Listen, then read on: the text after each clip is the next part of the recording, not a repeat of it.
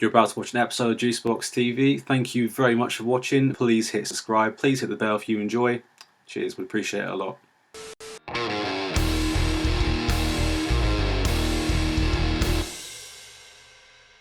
Yeah, people watching, JW Paris.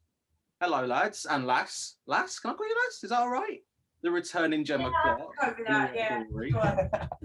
Oh my god! Wait, when was the interview we done, Gem? Was it like this January? When was this? Yeah, might have been even December. Jesus Christ! Yeah. Yeah, it was a long time ago. So that's like 4 months ago now. Yeah. The passage of time scares me like nothing else. Like It's a fickle bitch. Yeah. It's in the same lockdown, I suppose. Yeah. There you go. Yeah. Doesn't feel so long ago now. I say, Aaron, Danny, and Gemma, in your own words, please introduce yourselves. That would be lovely. What you do in JW Paris and all that stuff, that would be sick. Well, I'm Aaron. I'm bassist, vocalist, and general leader of the pack. Keep everyone in shape. I'm that bassist and vocalist in JW Paris. We all right. We'll go around. I'm Gemma, and I play the drums. Yeah, you do. I'm Danny. I'm lead guitarist, because the only guitarist. I'm one of the vocalists. Oh, sorry. Sorry. Yeah. Sorry, my shoulders hurt from carrying, obviously, this one for quite a while. No, you're all sitting down as well. Yeah. We're sitting down. Sitting down, and it's Anyway, if you just got 2 minutes to pause the recording, there might be a bit of a background. I play guitar and I sing in JW Paris. Like I said, you're currently sitting down in the studio. You're rehearsing, right? Or would you stop rehearsing for this? Or are you going to rehearse after this? What's the deal right now? Yeah, so obviously with the exciting arrival of Gemma in there, we spent like the last kind of like year or so just writing loads of new music. So it's really nice to be in the studio and learning a whole brand new set. Yeah. So actually when we come to gig it, like a lot of people aren't going to recognise a lot of the songs. So yeah, it's just really good to get like a new injection of like pace, enthusiasm, and for us to be playing new music. Like proper fresh energy. Like it's just really beats just playing just guitar and using Kyle from GarageBand. Way better. Yeah. To be fair, you are right. You are pretty good. You're pretty good. You're right. Oh, thanks, Yeah. Nico. I'm about to say, and it's good just to have someone else listen to us ramble on for hours. It is actually my favourite thing. I love sitting here, just chilling, hanging out. Like probably more than playing. We've definitely found like a bit of a new home here, which is great. It's like we've got like a proper routine now with rehearsals now, sort of things like sort of opening back up, and we can it's great. It's awesome. I mean, that's the key part, isn't it? You want to get along, otherwise you're just gonna kill each other. Yeah. Like it's beautiful, and I mean, like, because Gemma, you are new in town. Just to get onto the lowdown of it, how did this come about? What was the process? Because you told me about this way back in December, and you're like, "Oh, yeah, I heard royalty, and I really liked it, but I'm not sure yet. I'm really hoping I get it." That was such an awkward conversation. Oh my gosh! I was listening to it actually before this because I needed to make sure what I had, but these were here, and I was like, "God, turn it down." That was actually a really exciting time talking to you. Because I was drumming in here like 3 or 4 times a week trying to learn the back catalogue before I even knew if there was anything going to happen. I was like, learn it. Because we were at a point where we couldn't like all jam as much as obviously we can sort of like now, and it's just we just came in I think for like our second rehearsal. Yeah. It was like knew it all. It was like And just someone really cool to hang out with. That again, great enthusiasm for everything we do, kind of click, and most importantly, puts up with a lot of our shit. I love this. It's we've now got like proper. I don't think I've ever rehearsed as much in my life. Yeah, I've never had to train so much. Like it's really good. Like we've gone from maybe like rehearsing kind of like 2 days a month to like rehearsing twice a week, and like the energy, 3 times. And just it's making me become a better musician. I think we're writing, and we have wrote possibly like our most like honest and kind of probably our best material to date. So yeah, it just feels really good. It's a really exciting time to be part of the band. Yeah. It's so cool having these sort of interviews now, especially with you guys, where like, I mean, I already like, because Gemma turned me on to you guys, because I've known you guys for a hot minute through like Sire and some might say. So I've always been aware. I've always liked it, but actually to sit down and listen to, I was like, well, I'm such a mug. Why have I not got into it before? Like, that's right, better late than never is fine. Sorry, all right, I apologise. Like, when we finished recording, I did let you know the band name. I was like, that's why I can't say this like in the recording bit, because you know, I mug myself off. At that point, I'd go like, oh yeah, I'm touring out for this band, and they're like, nah. I think this is quite funny because obviously we didn't, like we say, we didn't really like hang out as much as obviously we do now, and it was all going through that stage. I think we were all very sold on Gemma being in the band before. Like it was like, because we weren't really talking as much as we obviously talk now. So obviously when I had this kind of like, oh, we aren't we? I think me and Dan behind closed doors were like, she's definitely gonna be in the band. Look, we just need to kind of have a few more rehearsals. Blah, blah, blah. And it was like, but not tell me any of that. So I'd be like in the studio for hours and hours and hours every week. Like, I don't even know, am I wasting my time? Am I really wasting my time? We're there with whips. Come on. But no, I got in those, it was like 2 months. My drumming fitness is like getting it back, get my head back in the gear, in the game, you know, like it's, I love that it. promo video you put out was so cool, man. Like, it's that little button short of you just you drumming for like 20 seconds. I was like, oh, she's great. Like, but no, it was the thing, like, it's beautiful, because obviously when we started this series, it was like around June last year. And it was the whole narrative of, oh, like, do you miss gigging? Like, yeah, everyone misses gigging and we know it. But we can have these conversations now, knowing that we're getting so much closer. And that feels so exciting. Like, it's actually a tangible thing. And I'm annoyed because I ain't seen you guys live yet. You guys were on the bill for Avalanche Pie at the Horn. I love them already. I wanted to go, but I couldn't because I was at work. I was pissed. I was fuming. And I'm annoyed because I could got to see you guys live. But now it's actually getting to that point where it could happen. I'm guessing you guys are like ready for it, right? Oh yeah, we're like, we like you say, like the sort of the rehearsal sessions that we have now are just, it's so frequent that it's just I'm probably more confident than I was before, like the past gigs, because past gigs we would literally rehearse like almost before the gig we have. I relate. Just because obviously over the years it like a lot of the songs became quite muscle memory, and then just I think the general costs of rehearsing obviously does play a bit of a toll, and you know. But yeah, so now it's awesome. We're proper into the swing of things. Yeah, I'm about to say, like, that confidence, get back high up there, because I remember the Avalanche Party gig, and you crowd surfing at that gig, and like, what, 6 foot, what are you, 6'5"? Yeah. Crowd surfing at the Horn with a fully fledged bass. And that, if you're saying that you're confident now, I'm about to say at our next gig. Yeah, that was out riot gear all the way in. Yeah. But mate, they caught you. Yeah, well, this is the thing. Like, fair enough. They caught you at the gig. I was quite astounded by that, because one, they caught me. I'm a bit of a lump, and I had my like Jack Cassidy Epiphone bass, which is huge. And usually, like, I could be on stage and I can pull my lead out. My lead somehow managed to stay in, getting out, and then coming back, and I was still playing. I was like, how? That was pretty much near the. That was probably my most. Oh man, like, you know, the Horn. Like, obviously, you know the Horn. Pretty much got to the. The semi-bar in the venue and back again. Yeah. I was like, fair enough. Good. Oh, time to finish the song. It was great. That's a lap. That's great. Yeah. I feel like, are you just going to add like another 6 inches to your already big Doc Martens? And is that the goal? And just stomp on everything? Maybe I'll get an extended neck on my bass as well. Yeah.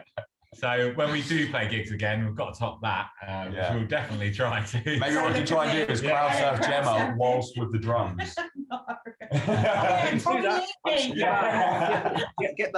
Get the snare on the ride and just get people to hold it in the crowd. Then just get you to hold you up. Yeah, I just did that as Goggle. I've seen it. They're like gypsy punk. Yeah, but they take her around on a big board and she bangs up around. Is she the one who gets on like naked and then she like with the gong? I'm not doing that. This conversation went somewhere. So you have to, he would, I think. Yeah. Don't give away too much of our actual gig. God. Doc Martens, a thong, just stand That's a look. Yeah. Mate, yeah. Hot girl summer 2021. We'll be the new Spinal Tap, basically. Mate, embrace it. But like, He'll be blaming you though if I come on the stage with a thong and Doc Martens. Yeah, no, it would take. Yeah, he's impressionable. He's impressionable. So watch out. Like a new Christmas. Saying like that's a bad thing though. Like, I don't think it is. I'm with you, mate. I'm with you. So depends who you want to side with more. I'd probably say these two.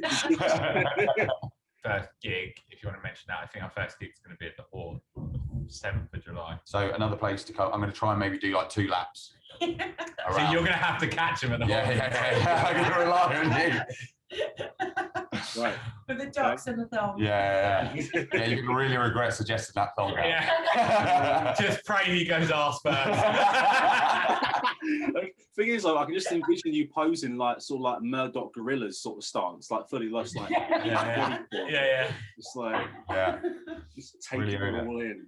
But no, like, since we can talk about it then, since it will be out and announced by then, what's going on with the new single? Is this going to tease like a sort of, because you mentioned like remaking these songs as a whole, I can't speak English, remaking these songs into something like completely brand new. Is this sort of a start of a new era for you guys, or what's the plan? What's the jizz? Yeah, I think there's still like a little touch on what we were in a way, I think, but obviously like now with Gemma in the band as well, she's sort of offering like a new energy. Yes. What we're doing, and like what we've started doing in the studio through sort of like in between the lockdowns, where we go to Buffalo Studios, who's JB, the sort of like groovy master behind our production really, and he's wild with ideas. So we've kind of like on this record, like we kind of wanted we've always like been quite thrashy anyway, like 3-piece. You've got to love a 3-piece because that's what it is, but with these kind of like new songs, we kind of wanted to say to a point of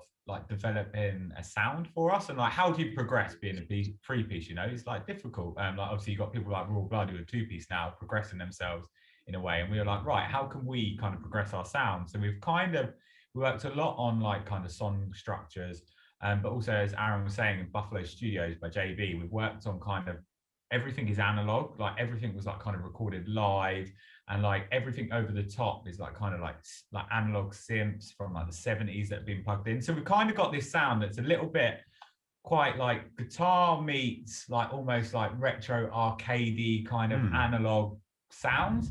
So it's not so much like a synth playing over the top, but it will be like weird sort of atmospheric sounds, like kind of everything on there is done manually. So there was a point where we've got this drum machine on one of the songs, which is like a 70s Korg drum machine that sounds tacky as shit. But we put it on a song, and it's like, so we tried to kind of make the song really interesting to listen to, and they were really interesting to make as well. Yeah.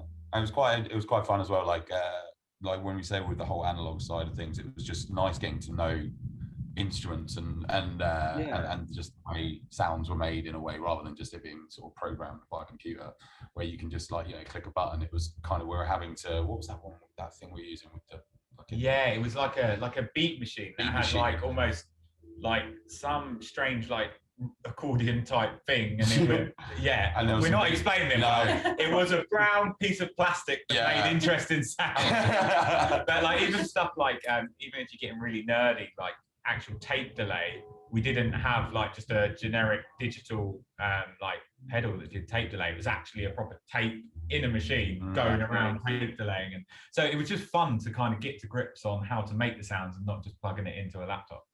You mentioned creative ways then. I love what you guys do visually in the videos. It is like I'm a film student, so I've been like hardwired into these things now. It's like I can really appreciate like the sort of modern neo-noir mixed in with like the Kubrick and everything. So I'm thinking like, when you make songs, even now the new songs, do you think visually? Yeah, I think so. Like everything we do, and obviously Aaron like makes films for a living. I do sort of like creative marketing. And like kind of like everything we try and do, we try and tell a story. If it's whether it's in like the music, we have control about how the music sounds. Like everything we put out video wise is all done by us. So we kind of try and connect it together, and we just don't want it to be boring. Yeah. Like, it's not. So like everything we do, yeah. So like the very cherry bit. Yeah. But it's kind of helped as well. I think, like I think when you're talking about the storyline, I kind of, quite like the element of like creating these little, we all come up with these like weird ideas and we just try and film them, because we've got, I've got like a little bit of equipment myself, so we can kind of all do our own stuff. And then I think at the start there was like an element of like trying to incorporate the storyline of a film into like the song, but I think as we've sort of progressed, we've sort of gone a little bit more on the side of writing the song first, and then the lyrics come sometimes after, sometimes. I don't know. It's been less about that film conjunction, I think now. It kind of comes, obviously, like, once we start playing the sound, and then once we start hearing it recorded, you can kind of get a visual idea of like, oh, that would be cool, this would be great.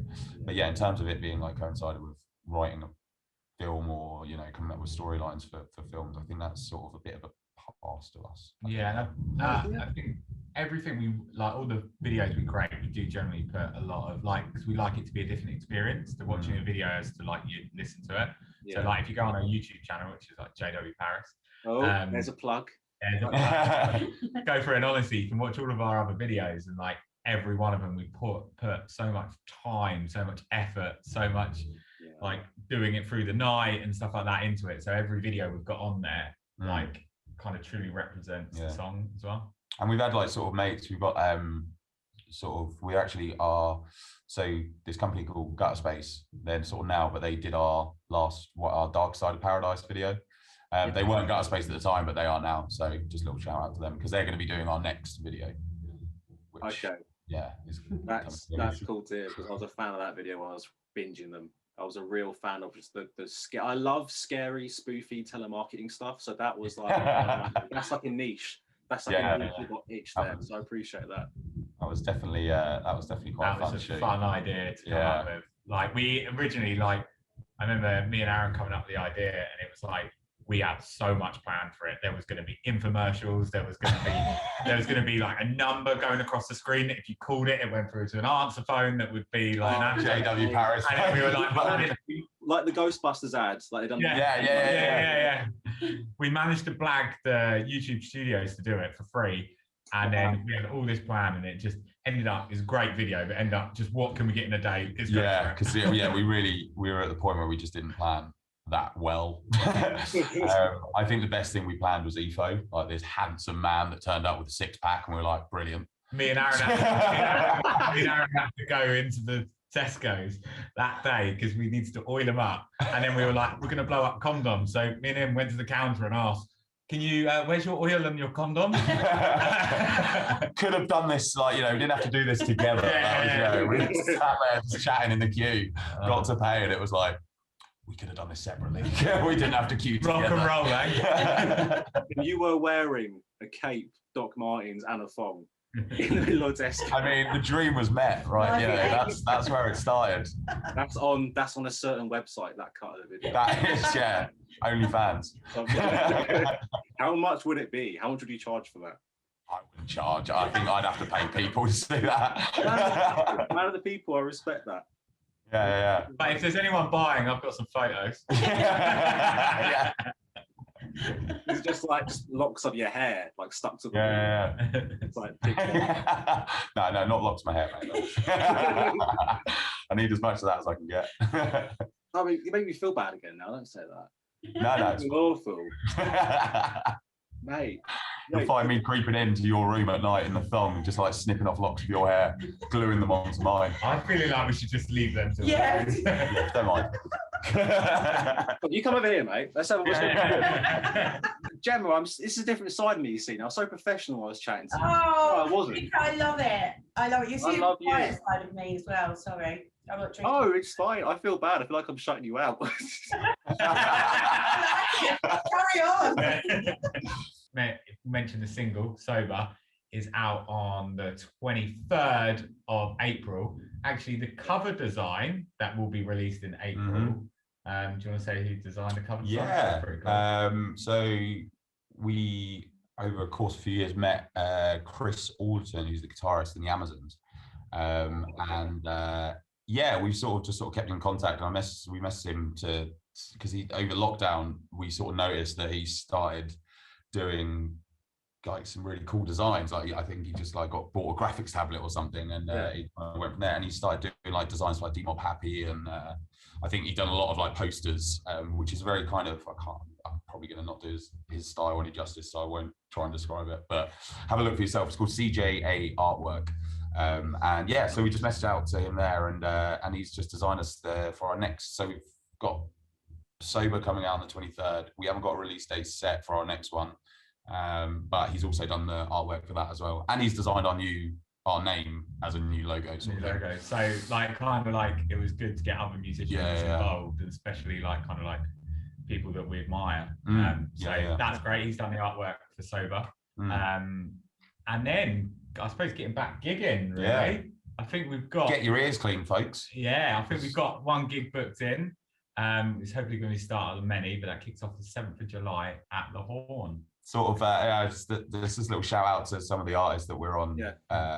So we're obviously with Blaggers Records at the moment, who's doing really, really well by us, sort of keeping us in check and whatnot. And yeah, there's just they've sort of got some really cool bands on the roster. They've got like Skinner Brothers, Longy and the Gospel Trash. So Longy's trumpet player actually plays in Favourite Thing. Oh yeah, that's so we're kind of, it's like a nice little community. Ali McQueen. I actually played a little bit of bass on Ali McQueen's new track. That's a really cool. Really good track. Yeah. Nice.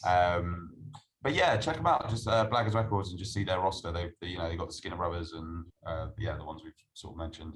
And yeah, they're doing pretty well. Yes, very nice. I mean, I think if you guys are happy on your end, I think we can call it a night on this part. Yeah. To be fair, we've got to keep practicing as well. I was going to say, you're in the studio sitting on the floor. I feel like a dick if I keep talking. Not from sitting, just from talking to you. No, honestly, guys, it's been an absolute pleasure chatting with you. Gemma, it's a pleasure meeting you again. One time soon, hopefully, probably at July 7th, I'll meet you in person. July 7th, yeah. I will see you there. Yeah, it's happening. Yeah, definitely. We're so going to do shit. Don't be too hard, please. Yeah. I will. I'll bring it. I swear. He'll wear the thong. No, don't bring COVID. Thank you, mate. I really appreciate this. You've been a pleasure to talk to you. Nice to meet, mate. Yeah. He's like, wow. Hey, mate, bye. Exit. There you go. Squatting now. Wait, I thought we were going.